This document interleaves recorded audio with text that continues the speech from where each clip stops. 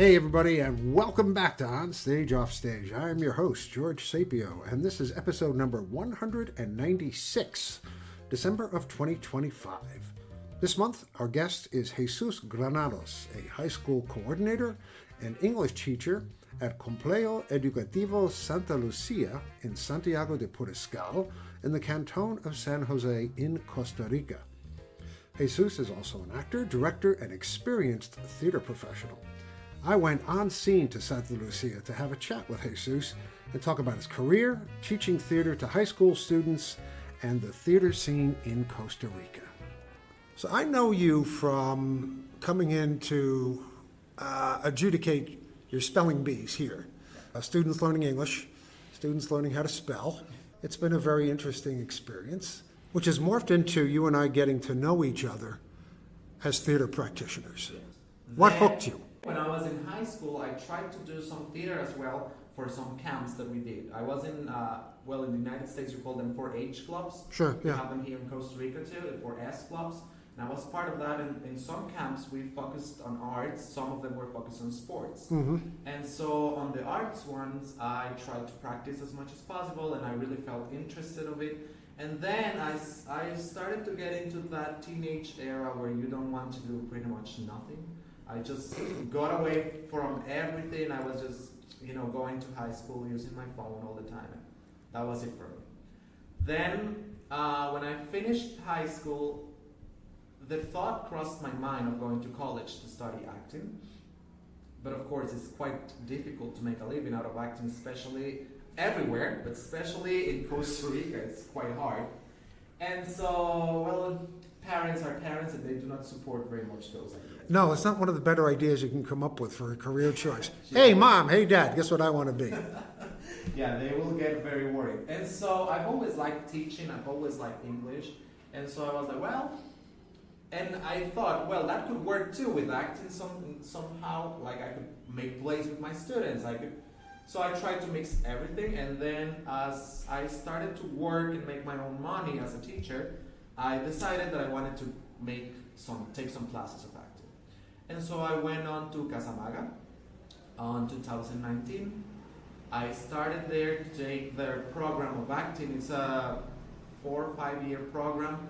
The first 2 years were it was a pandemic as well, one of them, so it was very let's get some basics on acting, like improv and all of that, and then we moved forward to the actual program that was the last 3 years, where the first year we focused on basics, improv, playing around, learning how to play with your co-workers, your co-stars, whatever you want to call them, and so you learn how to make that gimmick with all of them, and then act. Second year, you create your own collective play, let's say, where everybody tries to put on things. We did a classical play. We did the six characters looking for an author. Of course, yeah. Play, which was quite fun. It was quite fun. I had the chance to play one of the actors and Madame Pace, which was the funniest part of it, because I had to wear on a dress, a very tight corset, my body looked curvy, and a purple wig. Why not? Because it was what we had. And so it was quite fun being Madame Pace. It was the funniest part of it, actually, to me, being able to dress up. And doing drag is hilarious. Yeah. If you can get into it and you don't have if you could just run with that, It was very amazing. And also during the pandemic, through this academy that I was studying on, I had the chance to participate in a short film. It was a project of Latin American people from all over Latin America, and so we gathered 400 actors, directors, producers, writers from all over Latin America, and everybody collaborate to make short films online. And so we did Zoom short films. Oh, sure, yeah. Zoom was the way to go. It was super nice because, one of my teachers at the time in the academy, she's a Mexican girl called Jael. She's amazing. And so she was the casting director of the whole project. She told me, I really like your profile. I'm going to put it on to some of the short films to see which one fits. The only condition to work in the project was that you can only be in one of them. So it's okay because they wanted to bring everybody around Sure. as much. Get everybody as involved. possible. Yes. And so the director of this one is an Argentinian guy called Lucio Basalo. He was there in Argentina, and so when he read the script, he had a very specific idea, and he really liked my profile. And it was a very strict casting process because I had to film a lot of videos of my surroundings, of myself, of going around and everything. I remember I was a little bit sick the day that we filmed, and it was rainy, and he was like, I wish it rains a lot because I really want the video to show that it's raining. And so it was like, okay. And it was such an interesting experience working with him. Then the makeup and artists, they tried to do makeup through Zoom, like, oh, you could do this, wear this outfit and wear these clothes and try to put this on. Do you have something like that? And it was an interesting process. That's I haven't been through that particular part of the process. It was very fun because she was on FaceTime with me saying like, okay, do you have something red? Okay, do you have something that you can wear on after this? Okay, and it was quite crazy. And then, well, the project was a non-profit. It never made any money of it, but we got the chance to work with a lot of people, lay out yourself a little bit there. And it was very fun. Then here in Costa Rica, we had it premiered in Cinema Gali once. Some of the short films mine was there, played. And I still have it. I'm in touch with the Argentinian director, which is amazing. And so it was a very interesting project. Then after that one, it came the year of this final year of the Acting Academy, where we did a short film of our own, where we decided to work on a story of a cult. Mm-hmm. The idea of the short film for us was to show that some places might dress up as something very nice, like it was a yoga cult, where they just went there and did yoga, apparently, and they tried to fix your relationship and all of that, but then afterwards what they tried to do is kidnap people through the cult. So it's sort of something that we wanted to make conscious about, because it happens in Latin America and everywhere in the world. Sure, It yeah. happens a lot, and some places do those things just for human trafficking or for organ trafficking.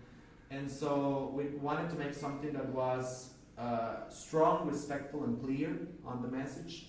That you have to be careful who you trust. The idea was that the couple, I was one of the members of the couple, it was me and my girlfriend. We went to couples therapy. Our therapist invited us to, you should go to these yoga sessions that they do. It's amazing. They would help you out and everything. And so we went, but when we arrived to the place, everything seemed very much off. Okay. I was the one aware of it. My girlfriend was not. She was always like, "Oh, but this is going to work very well," or "You don't want to work in a relationship." What was it you didn't like about this? What seemed off? For example, the director of the place, let's say the one that runs everything, he treated other people badly. He was like giving orders to everyone. He was like, he was passive aggressive. He was like, "Oh, you know what? Yeah, that looks fine, but you could do better. Like." In this place, we try to do things in a better way. Sure. Everything seemed very off. There's another character that he kind of breaks out during the short film. He was let's say the one that gave it away to everyone else. Because we were in a session where it was kind of, you had to keep your hands up the whole time for as much time as you could. To relieve your pain and connect. Yeah, okay. It sounds like it would cause pain more than relieve it. Yeah. And so this dude in the cult, he wasn't able to make it for a long time, and so they tortured. They took him away, and so I went on looking for him, and I found him in a place in a pathway, and I asked him what's going on, and when I asked him, he was like, "Nothing. Everything is fine. In this place, everything is fine." Oh, that doesn't sound good at all. And so it was a big mind switch to me. And I tried to convince my girlfriend that something was off, but she wasn't up to it. She was like, you know what, you don't really want to work in a relationship. Because they were different to her. Right. She was the target. I was not. Right, you were in the way.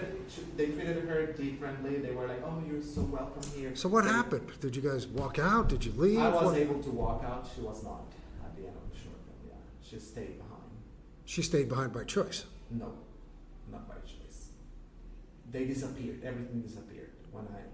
It was like a moment where this dude that tried to escape, I found him again, and he was in a crisis, and he told me, you have to run away as fast as you can because they're coming for your organs, not for yourself, or something like that. They're coming for you. And so. So this is an opportunity that you and your girlfriend walked into to participate in, and it turned bad. It turned wrong. Totally wrong. And you left. I didn't leave. I went back to look for her, but when I did, she was already gone. And what happened to her? We never told. We never told that part of the story. It just ended up there. So this is all scripted? Yeah. Okay. Yeah, it was all scripted.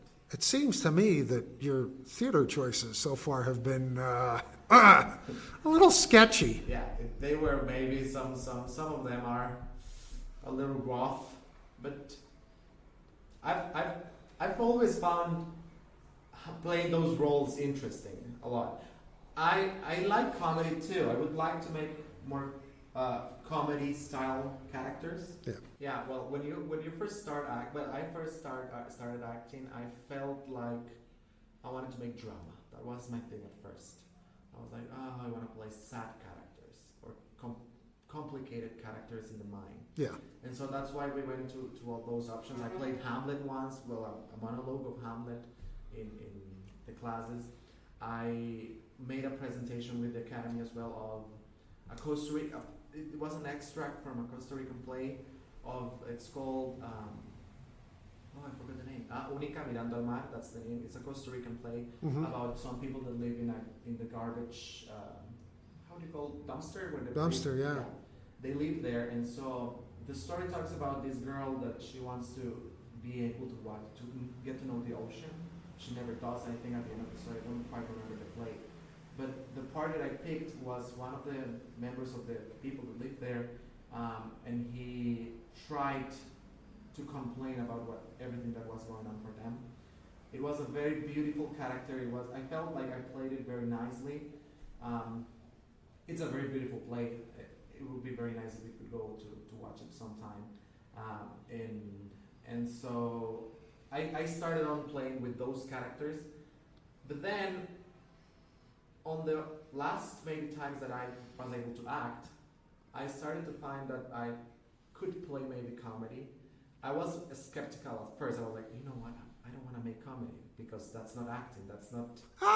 Please! It's the hardest form of acting. And then I was like, I started to realize how difficult actually making comedy was. And with this, maybe Madame Pays was kind of a very comic character to me. I played it in a very way like that, and so I feel like now I really want to make something that makes people laugh, because I feel it's the hardest part of it, but also the nicest part of it, because you would make people feel okay. Oh, it's so much fun. Having people laugh at what you're doing, it's so supportive. It's hard. It's hard. Yeah. It's hard, especially if your character is not able to laugh, for example. If you have to stay sometimes, I feel like that's the hardest for me. Being able to stay in character. Stay in character, funny yes. things are happening around. It's like, oh my God, I have to stay in character, but this is just hilarious. Well, you like Shakespeare, right? I like Shakespeare. You've read Twelfth Night. You familiar with Twelfth Night? No, I have not. Oh, you should read this one. Okay. If you want a character that cannot laugh while everybody else is laughing with him and at him, you need to look at Malvolio. Malvolio. I've played him twice. Huh. He's my favorite character in Shakespeare. But yeah, he steals the show, and he's such a figure of fun. I mean, not fun, but people make fun of him. Yeah, that makes sense. And he has no idea why. Sounds like it'd be right for you. Wow. From Shakespeare, I really like Puck from Midsummer. Oh yeah, absolutely. Yes. I feel like Puck is just hilarious. Like, it's just so crazy, but at the same time, it's like, that's the character. He has to be crazy. Yes. Yeah. And so I feel like they got to play around, because that's what it is at the end, being able to play as much as you can. But yeah, and then, with my acting journey, then when I worked in the prior high school 5 years ago, I directed my first play, let's say. It was a 20-minute adaptation of the Christmas Carol play, Okay. similar to the one that I did this year. It was very fun to being able to watch my students do that too, like being able to help them present that. I found the video of that one the other day actually, and it was I saw it before having this next presentation this year. Yeah. I did also Christmas Carol, and so I felt very sentimental of looking how fast time goes, because it was 5 years ago, but to me it felt like it was yesterday. Sure. And since I've been here in this school, it's been 4 years now, and I've always been directing the students, helping the students make plays. The first year I opened a drama club in school. The first 2 years I had it on. We did some plays, we did direct the special events, we directed the festivals with the students in character and everything. Then the last year we had to stop making the drama club because of time and everything. I wasn't able to keep Right. going on Sure. that. Yeah. And so, but I still made a place for the arts festival and for the Christmas festival last year and this year. Last year I did a play that it was like I had young version of each characters, and so I portrayed how children see Christmas and then how teenagers see Christmas, and how they just wanted to be on their phones and not being able to, connect with the family. Sure. Yeah. And when they were children, they were joy and full of happiness on Christmas time, spending everything with their cousins and their family. And so it was a very fun story. Then they kind of get in a mix of times and everything, and then they ended up realizing that they were wasting time, being miserable as teenagers. What was it like directing for the first time, and what did that teach you about acting? That you have to be very much focused on your character. Students are not the best on concentrating. Yeah, well, high school students, they're good at concentrating on some things. Yeah. Other things, well, we know and this. so that, to me, that was the first thing. Like when I started to direct, I remembered my acting teacher telling us all the time, you have to be in character, you have to be concentrated. Even if you're not acting at the time, you have to be on play. In the moment. Yeah. And that was the first lesson that I was like, oh, Yeah. now I get it. Now I know why you have to be in the moment right now. And I feel like that was the first shock for me. But it was very nice. It was very nice being able to see them. Not being the one there, but seeing them present. See them be themselves, play around.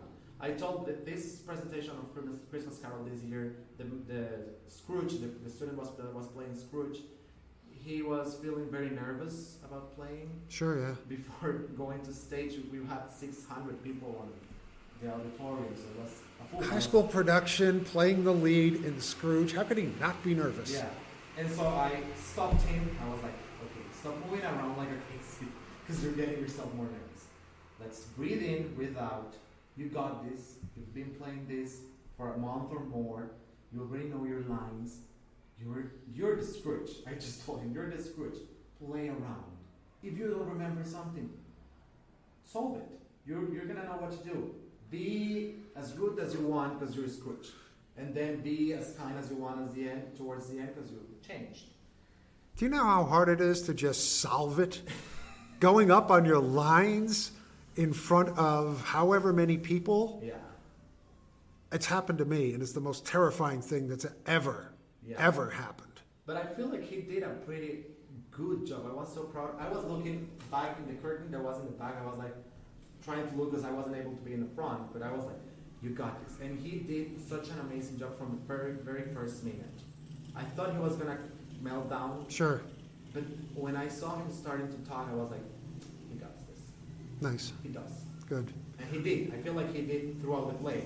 Even when he had to make a clothes change very fast. So he had to change from his suit to a pajama. Yes.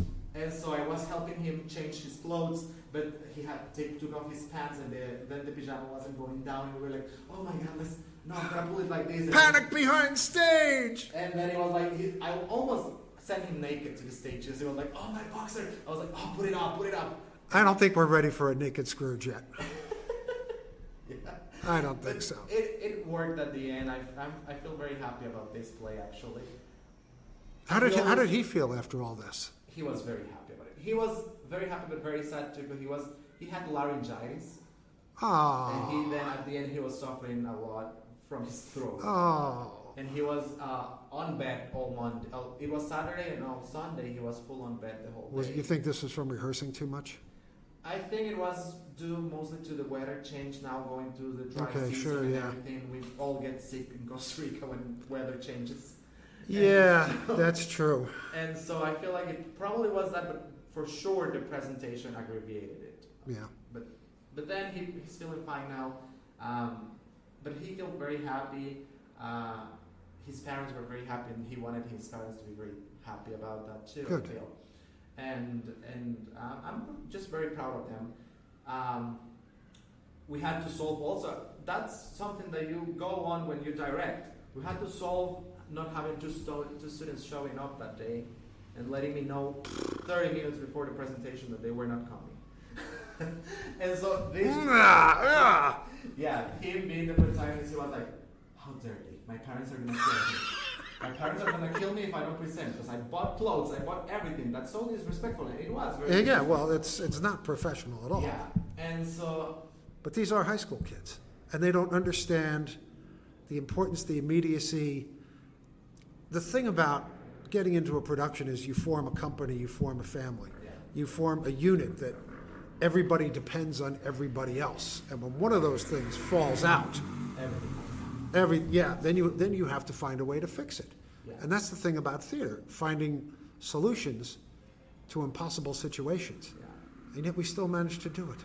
Yeah, and thankfully I had brought some clothes on from my house just in case, and I had a student playing the guitar only for the part where they sing in the play.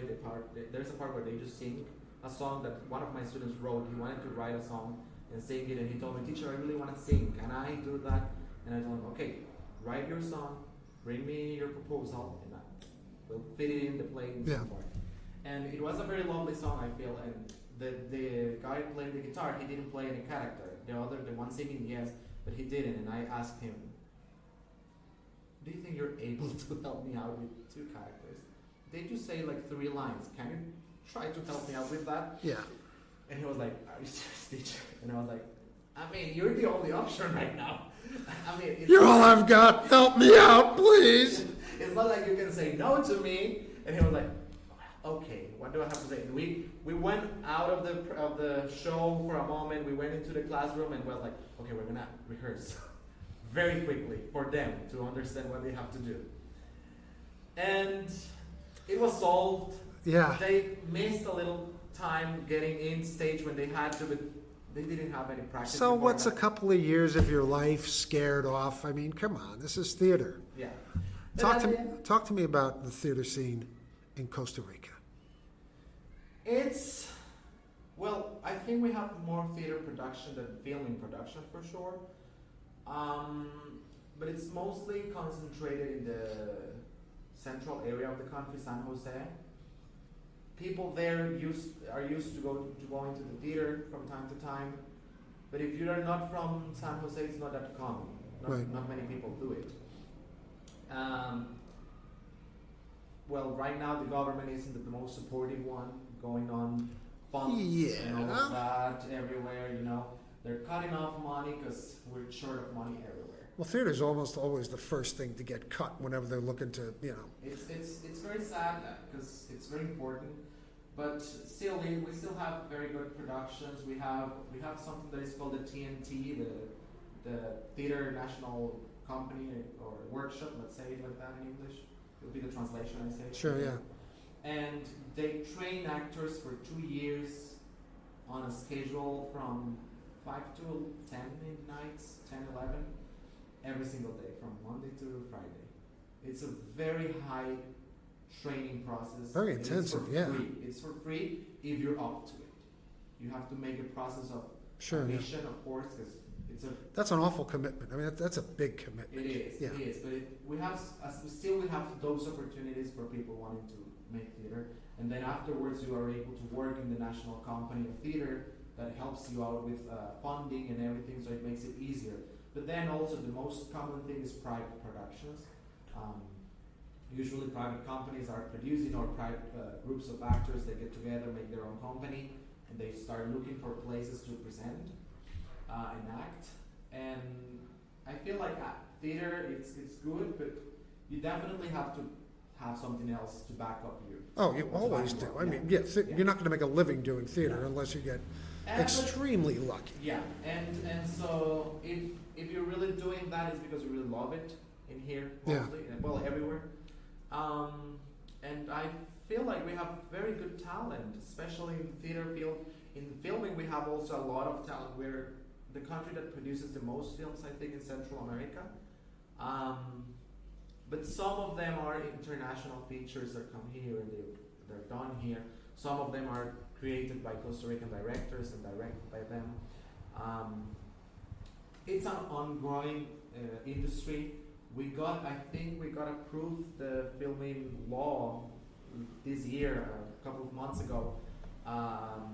They've been fighting for that for almost 2 years now, because it's a very important law for Costa Rica, because Costa Rica is very expensive. We know that. Yes, it's gotten much more expensive in the past 10 years. Yeah, and so with that law, what we could do is try to decrease some of the charges to make films here. For example, industries like now that Netflix and Amazon, they all go to Colombia because everything is cheap there. Yeah. And so they wanted to make Costa Rica more competitive in that way, because when you go to invest in that, you're not only investing in jobs for actors, because that's not it. You have jobs for makeup people, jobs for production people, jobs for catering people, everything. I mean, you have people from everywhere when you make a film. Absolutely, yeah. It's. And so the idea is that to invest in that, I hope, now that we have elections, that next year we have a government that understands better the importance of it, and they're creating the jobs and everything. But definitely, it's an ongoing situation for theater here in Costa Rica and for acting here in Costa Rica. I feel like it's getting better. I hope it still is getting better and doesn't get stuck there.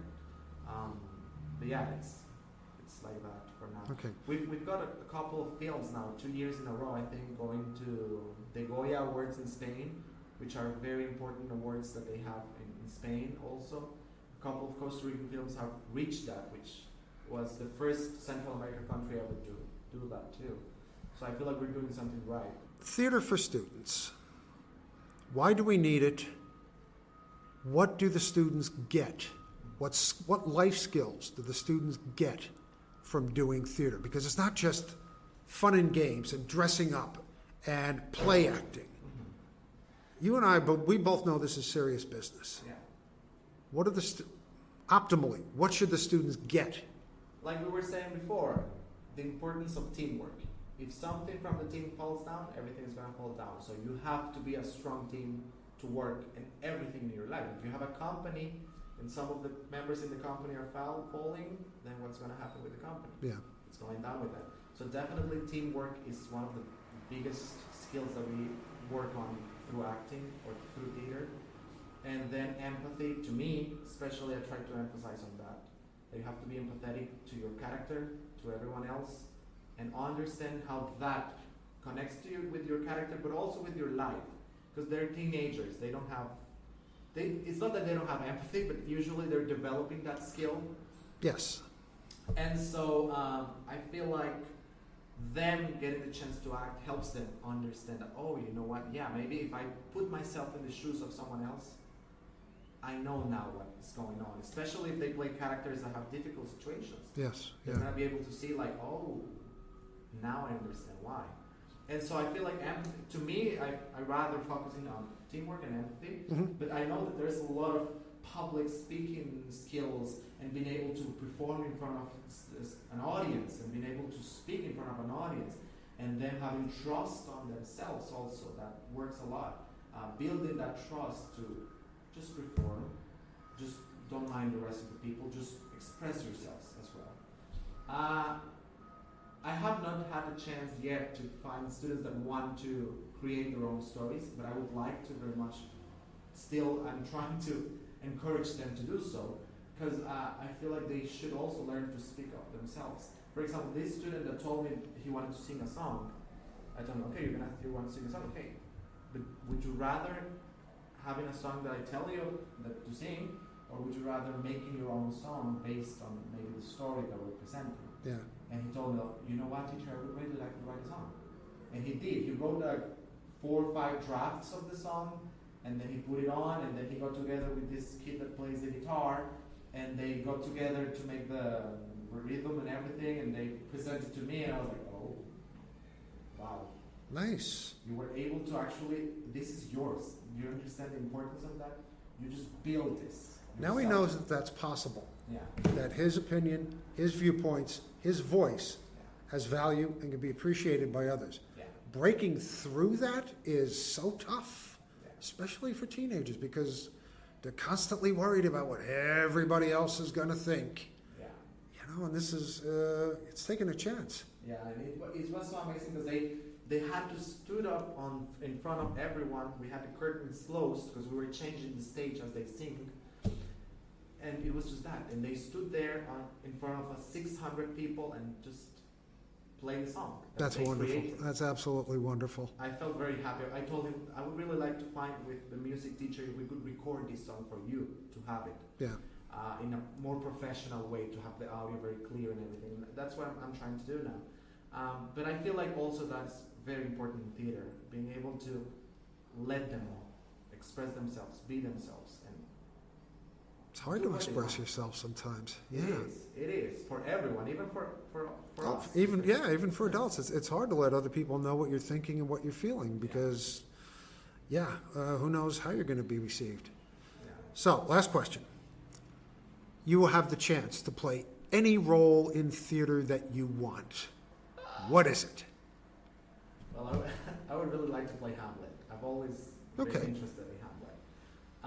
All 5 acts of Hamlet. Yeah, I feel like he's a spoiled child, and I was sort of a spoiled child back in my teenage times.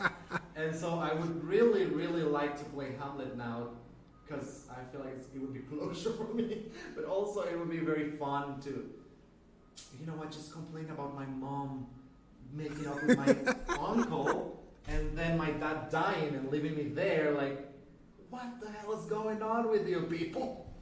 But I feel like Hamlet is very fun. Or Puck from Midsummer's Night Dream. Puck is just... Interesting choices, yeah. It's just Puck. Yeah. Puck it is what They're both terribly hard roles. Yeah. A lot of words. A lot of words and a lot of work. Yeah. The thing that I'm worried about is that I have to work out more, definitely, because I wouldn't be able to play Puck right now. I don't have the flexibility to do it. Yeah. I have to stay fit in order to play Puck, but I would do it for the role. I can just imagine, a middle-aged, overweight guy, kind of like myself, all right, trying to play Puck and just lumbering across this. Think of the comedic value in that. Yeah. Well, that would be fun too. Yeah. Jesus, thank you so very, very much for taking the time out of your very busy schedule at the end of the semester to talk to us. This has been surprising. I got way more than I expected to, and I know my listeners are going to remember this one for a very long time. Thank you so much. No, thank you. Pura vida. Pura vida. Hey kids, thanks for listening to Onstage Offstage. Onstage Offstage is produced monthly, and all of our shows can be found at onstageoffstage.org and also on Podbean, Apple Podcasts, Spotify, iHeart, and Google Podcasts. If you enjoy what we do, please recommend us to your friends. Don't forget to like us on Facebook and follow us on Twitter at OnOffStage. And if you are a theater artist with an upcoming project or interest, or know of someone in the theater world who'd make good chat, by all means, send us a note at onstageoffstagepodcast@gmail.com. Our theme music is Don't Worry, Be Frappy by the composer Max Dickinson. You can find a lot more of Max's magnificent music on SoundCloud. I'm George Sapio. Thanks once again for listening, and please be kind to those with whom we share this rock. And as always, happy theatering to all of you.